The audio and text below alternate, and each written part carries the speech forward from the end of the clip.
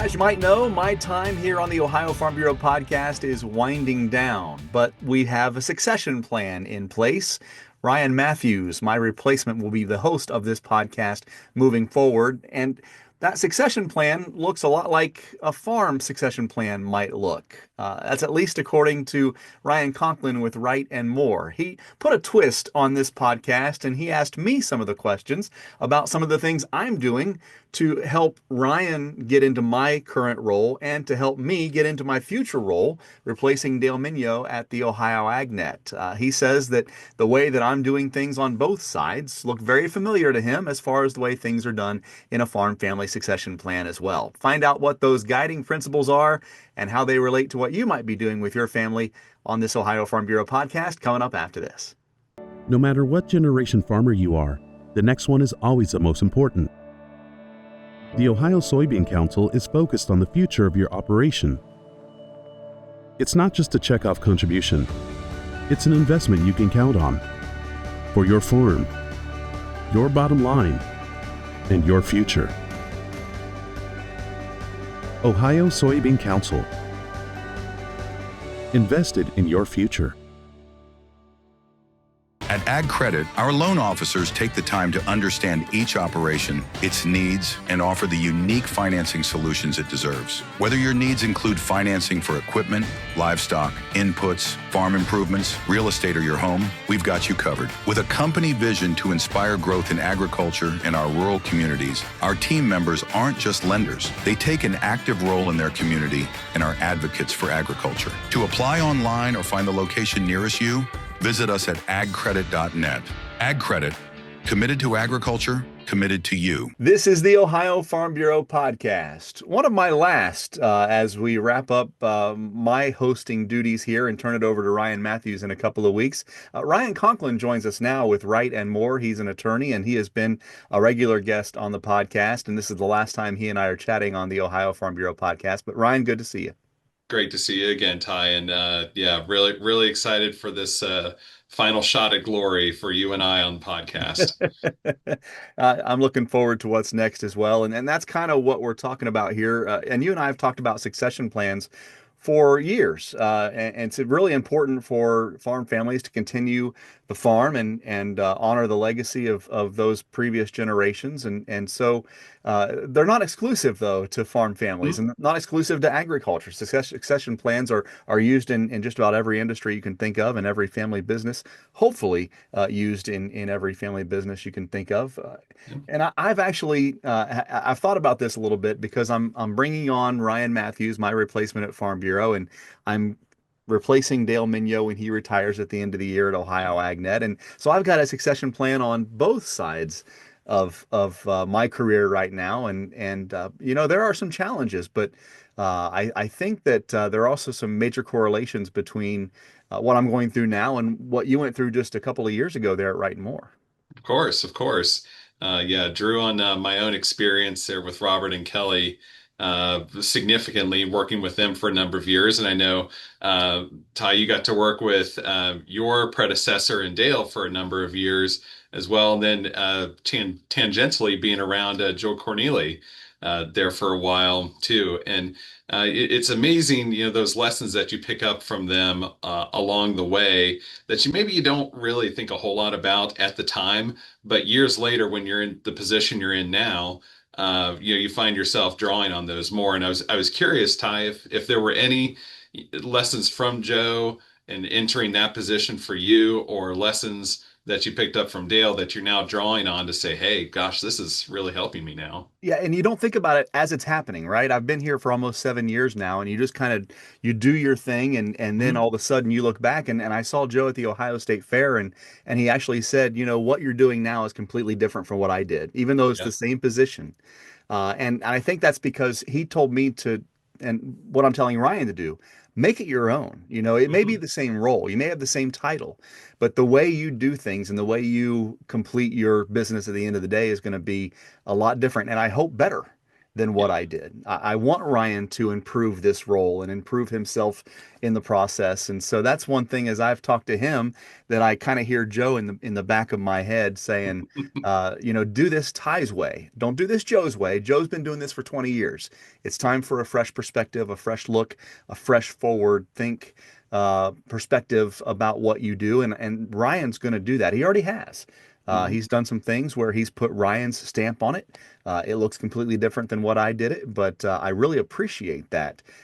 He has taken those words to heart and has made it his own. So that's one thing that Joe has taught me. But again, you don't think about it over the 7 years every day. You don't think, how can I do this different from Joe? You just make it Yeah. your own. And then when you look back at the stark differences, you realize that what he said actually worked in your favor.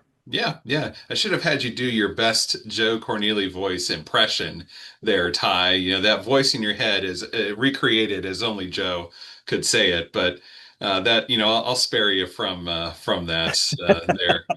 Don't want Joe to come after me either. So, but just looking at succession or transition as a whole, it kind of to me felt a little bit like marriage, where you don't really have any formal training on it. There's the marriage counseling part of it.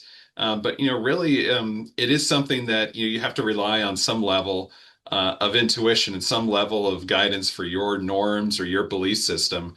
And what would be some of those kind of true norths or the true beliefs that you've held tight to as you navigate an exit on the Farm Bureau side and a reentry on the Ohio AgNet side? That everything I do is for farmers. Hmm. I grew up in agriculture, and as much as I would love to have my own operation, I just don't have the means or the experience to do it. But I still have this feeling deep inside my gut to be a part of Ohio agriculture, and this Yep. is how I do it. This is how Mhm. God has led me to do what I do on behalf of Ohio agriculture and represent farmers. Now it's going to be different, of course, on the Ohio AgNet side than the Ohio Farm Bureau side because Ohio Farm Bureau is policy driven and always showing members exactly why they need to be a part of the organization. And I took a lot of pride in that over the last 6.5 years. But now it's about getting that important information above and beyond policy that Mhm. impact farmers on a daily basis with the news of the day and really being their voice, not just to them, but for them.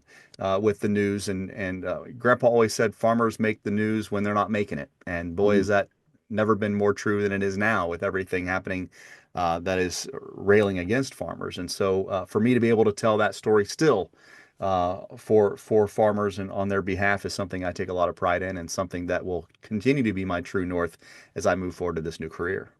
Yeah, that's a commonality amongst the agri-professionals or agribusiness professionals, whatever title you want to apply to them is, there's a deep desire to be involved in agriculture.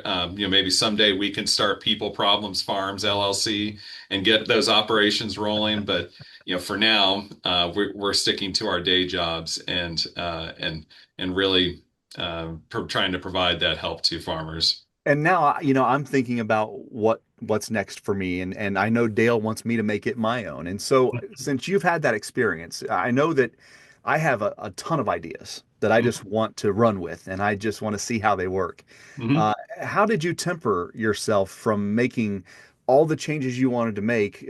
The last thing I want to do is blow things up for the Yep. Ohio AgNet team and Ohio's Country Journal team and change everything. I know what they're doing is working because they're the best at what they do, but I still have Yep. ideas. So how do you temper that and try to make it your own over time? Yeah, yeah. I think the last two words you said there, Ty, is something that um, kind of felt unnatural for me in getting started, but has really paid off long term, and that's the overtime piece. I think our nature, maybe as leaders or as professionals, is to get in and you want to get your hands dirty. It's time to start making changes here, but you can call it human nature, you can call it the office culture. You can call it a number of things, but really, as beings, we don't adapt to change very well. And really, what I looked to do was to keep the train moving in a forward direction. Doesn't have to be at breakneck speed. Doesn't have to be something where we're trying to reach the destination as quickly as possible. It might be something where you're making those micro changes over time, slowly, and staying patient, staying true to the vision overall. And then you get 3, 4, 5 years down the road, and you're there. But this I think it's no greater example than where I'm sitting. Our first mission, my first mission when Robert and Kelly started the transition was we have to get a new physical space. We have to get into a new office. And that was a 2 year process to come to fruition. Uh, I knew we couldn't fill out the team and round out the group for our firm until we had a new physical space. So it's just those things that just keep building on it there. And I know for you, it'll be no different there at Ohio AgNet. Also, and I know this is important even for farm families, right, is to honor the legacy of the ones that are passing it on to the next generation, right? Let's show them the respect they deserve because they got the operation. Kelly and Robert got your organization. Dale got the Ohio AgNet where it is today. Mhm. And we wouldn't have the privilege of being able to do what we do in order to continue that work they've built. And so, really paying attention to their legacy and giving them the send off they deserve is important too. Yeah, maybe a fitting question from me. Maybe it's my final question here is asking on behalf of Dale, what is going to be Ty's salute to Dale? Are we thinking Tinker Tape Parade, pyrotechnics, some sort of banner behind a plane at an Ohio State game? All great ideas. All probably not in the budget. But what is, and this is great because Farm Science Review is coming up. Yep. And we're going to be there with Dale all 3 days. And we're going to have a guest book for people that come in that have maybe met Dale for the first time this year or have met him Mhm. several times over the past 30 years that he's been doing this to be able to show their appreciation, write a note of thanks Yep. in that guest book and sign it with where they're from. And we're going to have a couple of celebrations for Dale between Good. now and the end of the year as well. But at Farm Science Review, where all the farmers are, it's just a chance for them to stop by that big red barn and say hi and bye to Dale one last time before he goes off and enjoys being a grandparent and a husband and father and is able to enjoy retirement here on out. So Very, uh, very fitting I salute. know, yeah, I know I'll be there and I just can't wait to be able to show him how thankful I am for the years of tutelage that if you ride in a truck with Dale for a day, it will change your perspective on life. I'm not kidding. He has given me so much advice and knowledge and made me think in a different way that I think has helped me through my career. Maybe that's his retirement venture is rent a Dale. You just get a day in the truck with Dale. You eat at a local greasy spoon, and you drive around. You look at farms, and you get your perspective changed. That sounds like a great idea. You know what? If that was in a silent auction, that would certainly be priceless for sure, and Yeah. people would get their money's worth. And everything we've talked about, me bringing on the next person and paying homage to the generation outgoing. This is all stuff that you work on with family farms Yes. and really uh, had to help you, and it's helping me to make that transition a little easier. It is absolutely, and yeah, I mentioned earlier that a lot of what we do is very transferable across industries, across families. But some of those core pieces that you hold tight to about that legacy or that commitment to what you're doing. For you, it might be agriculture as a whole, but for that individual family, one of the ones I met with today talked about a great grandfather who was saving nails in a coffee can because that's what they needed to build that barn or make repairs.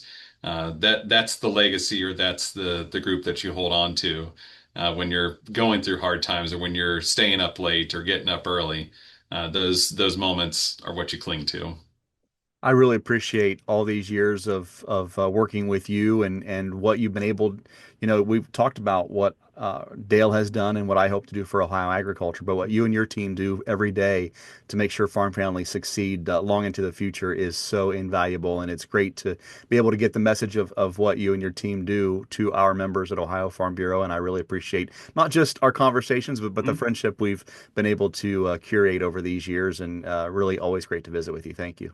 Likewise, Ty, and thank you for being that voice for Ohio agriculture, and taking the halfway decent ideas that we have here on the ground and projecting them across the state. So greatly appreciate it. Thoroughly enjoyed it. Look forward to working with you at Ohio AgNet.